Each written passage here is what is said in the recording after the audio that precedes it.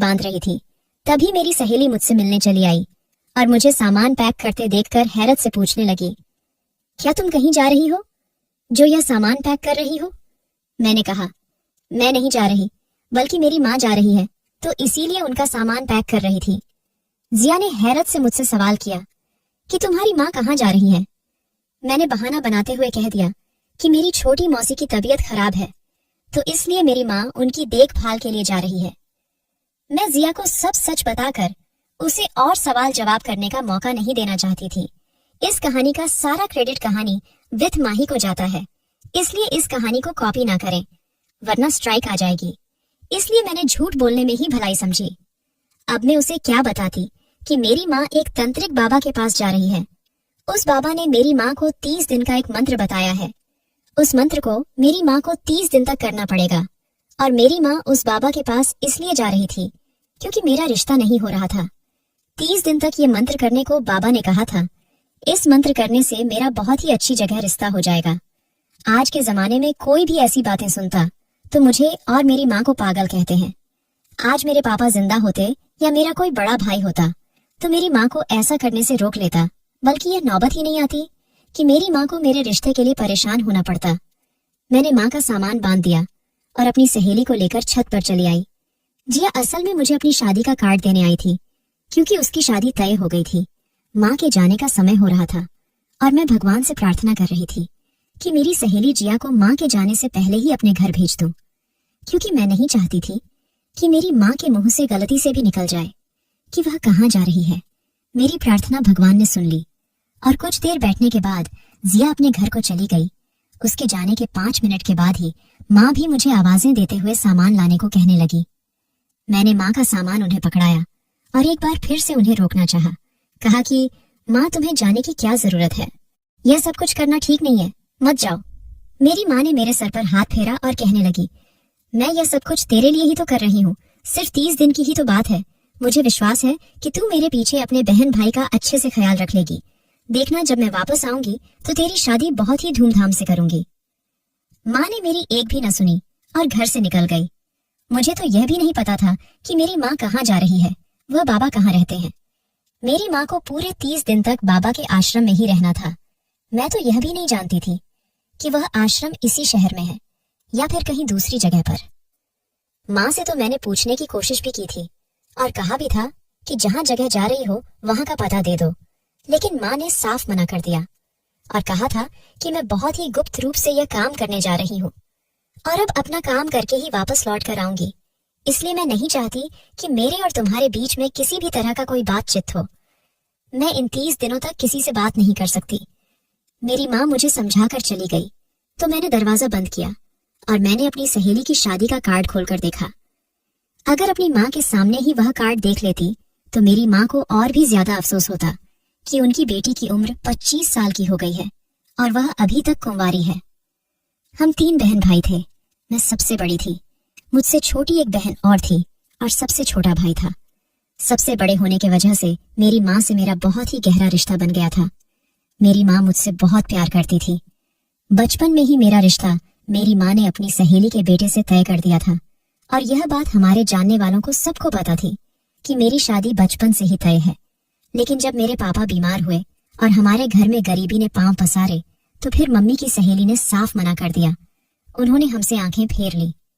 पापा क्या बीमार हुए, सबकी असलियत हम पर खुल गई थी। हमारे अपने सगे रिश्तेदार भी अब हमारे नहीं रह गए थे। सबका पता चल गया था कि कौन सगा है कौन पराया। जब पापा बीमार थे तो उसे समय हमारी हालत बहुत खराब थी, क्योंकि मेरे पापा अकेले कमाने वाले थे और उनकी कमाई से ही घर का खर्चा चलता था। मोहल्ले वालों ने तो फिर भी थोड़ा बहुत साथ दिया था, लेकिन रिश्तेदारों ने तो बिल्कुल ही रिश्ते खत्म कर लिए थे। कोई भी हमारे घर आता जाता नहीं था कि कहीं हम उनसे पैसे ना मांग ले। हमने सरकारी अस्पताल में अपने पापा का इलाज करवाने की कोशिश की, मगर शायद किस्मत में पापा का बचना मुमकिन ही नहीं था। कुछ समय बीमार रहकर मेरे पापा इस दुनिया को छोड़कर चले गए। पापा के मरने के बाद भी मेरी माँ को उम्मीद जागी थी कि शायद उनकी सहेली उनके घर के हालात पर तरस खाकर अपने बेटे से उनकी बेटी की शादी कर लेंगे। लेकिन मम्मी की सहेली ने तो पहले ही मन बना लिया था। उन्होंने अपने बेटे की दूसरी जगह बात पक्की कर ली। उस समय मेरी उम्र 22 साल थी। मम्मी की सहेली ने मेरे बारे में बहुत ही गलत अफवाह फैला दी थी ताकि लोग उन्हें दोषी ना ठहराए कि बुरा वक्त आया तो रिश्ता तोड़ दिया। इससे यह हुआ कि मेरे रिश्ते बहुत कम आने लगे थे, जो भी आते वह मना कर जाते थे। इस सब से मेरी माँ बहुत परेशान हो गई थी। अब घर का खर्चा चलाने के लिए मेरी माँ दूसरों के घरों में जाकर काम करने लगी थी और मैंने भी कुछ बच्चे इकट्ठे कर लिए थे और उन्हें घर पर ट्यूशन देना शुरू कर दिया था, जिसकी वजह से हमारे घर की दाल रोटी चलने लगी थी। मगर मेरी माँ को हर वक्त मेरी शादी की चिंता सताए रहती थी। मेरी उम्र 25 साल हो चुकी थी और मेरे साथ की सारी सहेलियां और मेरी चाचा की बेटियां वगैरह की शादियां हो चुकी थी। सिर्फ मैं ही बची थी। कुछ दिनों पहले मोहल्ले की एक औरत माँ के पास आकर बैठी थी और उसी ने माँ को बाबा के आश्रम जाने का कहा था। उन्होंने बताया था कि वहां जाकर 30 दिन तक तुम्हें बाबा के बताए अनुसार काम करना पड़ेगा तो तुम्हारी हर इच्छा पूरी हो जाएगी। मैंने माँ को कहा, बाबाओं के चक्कर में हमें नहीं पड़ना चाहिए। मैंने अपनी माँ को बहुत समझाया, हर मुमकिन कोशिश की, मगर माँ ने मेरी एक नहीं सुनी और वह 30 दिन के लिए आश्रम में रहने के लिए चली गई। माँ के जाने के बाद हमारा घर बहुत खाली खाली हो गया था। मेरे दोनों छोटे बहन भाई, जिनकी जिम्मेदारी अब मेरे ही सर पर थी, मैं उनका ध्यान रख रही थी। माँ को गए आज 5वां दिन था जब मेरा भाई अचानक खेलता हुआ बाहर से घर आया और मुझसे कहने लगा कि दीदी, आज मैंने माँ को देखा था जहाँ मैदान में मैं खेल रहा था। वहां से मैंने माँ को गुजरते देखा। मैं हैरान थी कि माँ तो 30 दिन के लिए गई थी, तो अब क्या वापस आ गई है, और अगर आ गई है तो घर पर क्यों नहीं आई। मैं काफी देर तक माँ का इंतजार करती रही कि शायद वह घर वापस आ जाए, लेकिन पूरा दिन गुजर गया और पूरी रात भी गुजर गई, लेकिन माँ वापस नहीं आई। तो मुझे लगा कि शायद मेरे भाई को गलतफहमी हो गई होगी। माँ ने जाते हुए अपने कमरे को भी ताला लगा दिया था। अब एक ही कमरे में हम तीनों बहन भाई रहते और सोते थे। जब भी मोहल्ले में से कोई आता और मेरी माँ के बारे में सवाल करता तो मैं बहाना बना देती कि मेरी माँ अपनी बहन के यहाँ रहने के लिए गई है, मौसी तबीयत ठीक नहीं है। मैं यही सोच रही थी कि कब मेरी माँ वापस आएगी। जब एक दिन मैं घर का सामान खरीदने के लिए पास वाले मार्केट गई, वहां मैंने घर का राशन खरीद कर जब मैं घर वापस आ रही थी तो कुछ गुंडे मावलियों ने मुझे रोक लिया और मेरे साथ बदतमीजी करने लगे। उन लड़कों में से एक लड़के ने कहा, ना इसका बड़ा भाई है ना ही बाप, और अब माँ भी छोड़कर भाग गई है, तो अकेले घर कैसे चलाएगी, अपने छोटे छोटे भाई बहनों को कैसे पालेगी। ये ले 500 और रोज आना हमें खुश करने, और इसी तरह महीने के 15,000 हो जाएंगे। ये सब कहकर वो लोग खूब हंस रहे थे। मैंने धक्का देकर वहां से भाग आई। मैं घर जाकर पूरी रात रोई और फिर धीरे धीरे 30 दिन पूरे हो गए। और फिर जब माँ घर आई तो उन्हें देखकर मेरी आंखें फटी की फटी रह गई थी। एक पल के लिए तो मैं उन्हें पहचान ही नहीं पाई थी। मेरी माँ की तो जैसे काया ही पलट हो गई थी। मेरी माँ एकदम सुहागन लगने लगी थी। उनकी रंगत भी काफी निखर गई थी और मेरी माँ ने जो कपड़े पहने थे वह भी काफी सुंदर चमकदार सितारे लगे जगमगा रहे थे।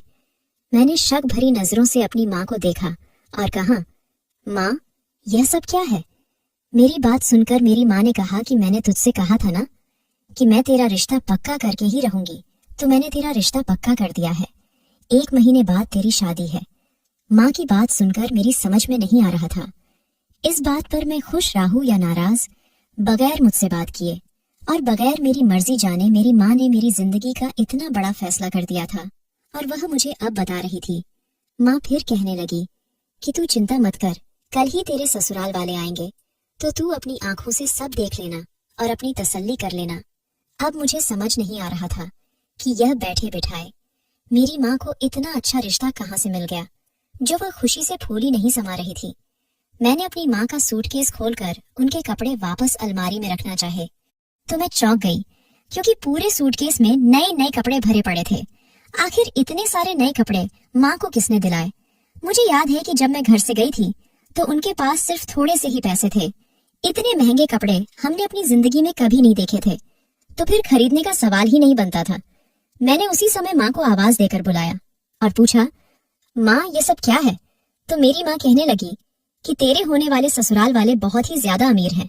उन्होंने ही मुझे ये शगुन के तौर पर सारे कपड़े दिए हैं।